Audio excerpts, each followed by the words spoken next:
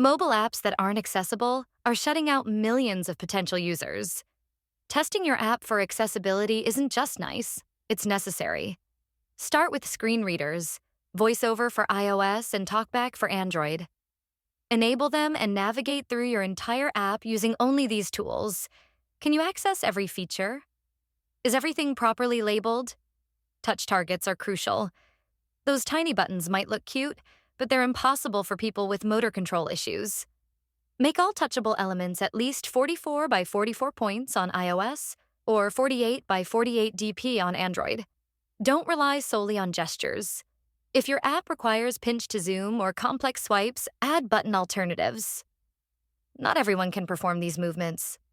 Color contrast matters more than you think. That light gray text on white background? Completely unreadable for many people.